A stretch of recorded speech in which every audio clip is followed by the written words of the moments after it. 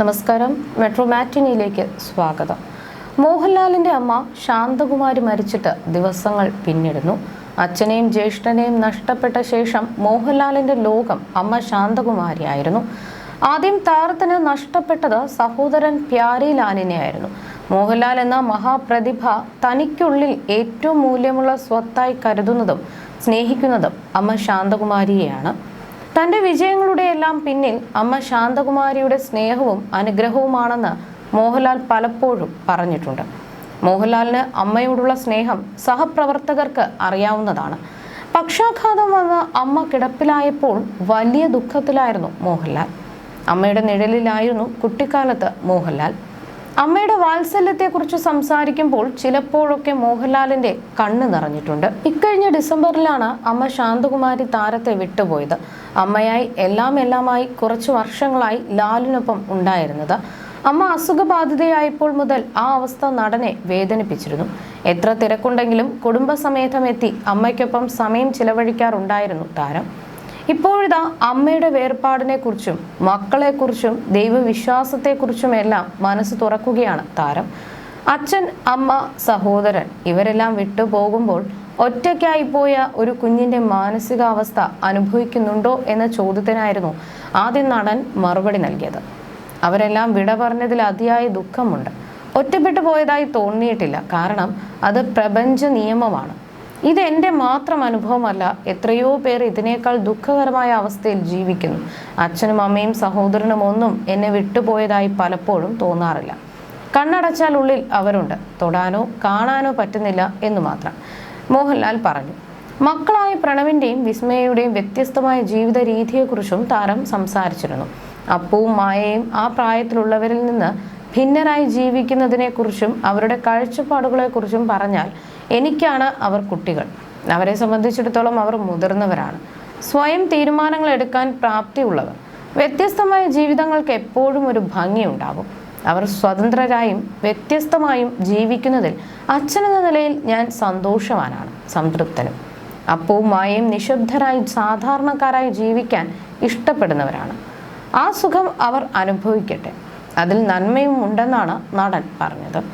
ദൈവത്തോടുള്ള സ്നേഹമാണോ ദൈവഭയമാണോ ഉയർന്നു നിൽക്കുന്നത് എന്ന ചോദ്യത്തിനും താരം മറുപടി നൽകി.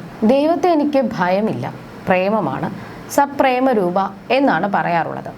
ഭയപ്പെടുന്ന ഒരാളെ നമുക്ക് പ്രണയിക്കാൻ സാധിക്കില്ലല്ലോ. ദൈവത്തിനപ്പുറം ധ്യാനത്തിലേക്ക് ഞാൻ പോവാറുണ്ട്. ദൈവസങ്കല്പം നമ്മുടെ ബോധവികാസത്തിനനുസരിച്ച് മാറിക്കൊണ്ടിരിക്കും. പ്രാർത്ഥനയല്ല, ധ്യാനമാണിപ്പോൾ എന്നിൽ കൂടുതലുള്ളത് എന്നും മോഹൻലാൽ പറഞ്ഞു. ഒപ്പം അഭിനയിച്ചിട്ടുള്ള കലാകാരന്മാരുടെ വേർപാടിനെ കുറിച്ച് ചോദിച്ചപ്പോൾ മറുപടി ഇങ്ങനെയായിരുന്നു. എനിക്കൊപ്പം അഭിനയിച്ചവരെ നഷ്ടപ്പെടുമ്പോൾ തീർച്ചയായും സങ്കടം വരാറുണ്ട്. സങ്കടപ്പെട്ടിട്ട് എന്ത് കാര്യം? നാളെ ഞാനും മറയും, അതൊരു യാഥാർത്ഥ്യമാണ്. ഇതറിഞ്ഞുകൊണ്ട് തന്നെയാണ് സങ്കടപ്പെടുന്നത്. ഫിലോസഫിക്കും അപ്പുറത്ത് നിന്നാണ് കണ്ണീർ ഉറവയെടുക്കുന്നത്. ലോകത്ത് എത്ര ഫിലോസഫികളുണ്ടായി, എന്നിട്ട് മനുഷ്യൻ പലപ്പോഴും കരഞ്ഞു പോകുന്നു. ഞാനൊരു സാധാരണ മനുഷ്യനാണ്, താരം പറഞ്ഞു.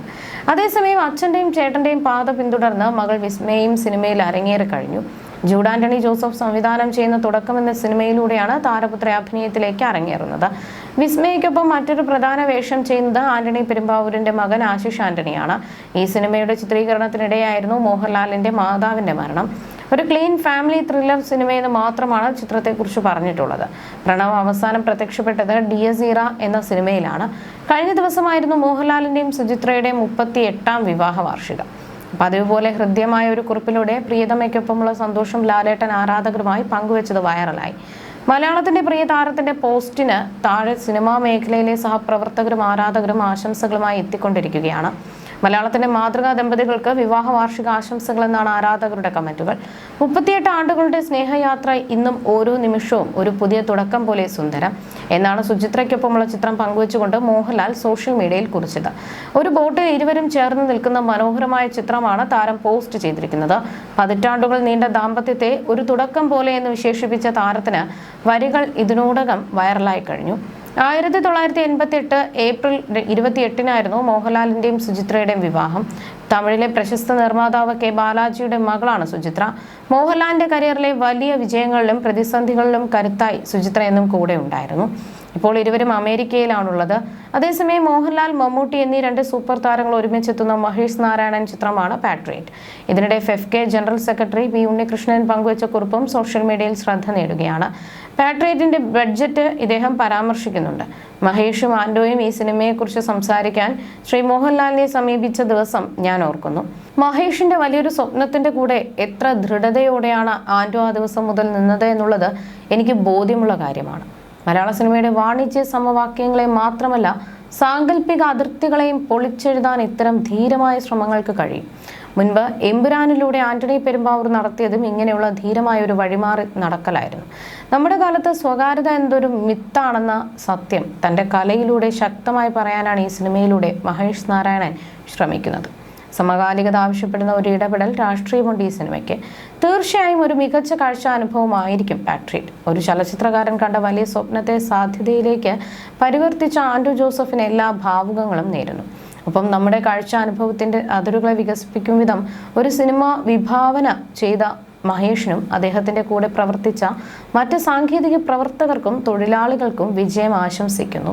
മലയാള സിനിമയിലെ എല്ലാ സാങ്കേതിക പ്രവർത്തകർക്കും ഈ സിനിമയ്ക്കൊപ്പം ഉണ്ടാകണം എന്ന് ഞാൻ ആഗ്രഹിക്കുന്നു. കാണികളോട് അഭ്യർത്ഥിക്കാനുള്ളത് ഇത്രമാത്രം: മുൻവിധികളില്ലാതെ ഈ സിനിമയെ സ്വീകരിക്കുക എന്നതാണ് വി ഉണ്ണികൃഷ്ണന്റെ പോസ്റ്റ്. മുൻവിധികളില്ലാതെ ഈ സിനിമയെ സ്വീകരിക്കുക എന്ന വാചകത്തിൽ നെറ്റിസൺസിന് ആശങ്കയുണ്ട്. ഇതേക്കുറിച്ച് സോഷ്യൽ മീഡിയയിലും ചർച്ചകൾ നടക്കുകയാണ്. You're watching me on metromatney.com. metromatney.com. Subscribe for more videos. Subscribe for more videos. Subscribe here for more videos. Subscribe now. Thank you.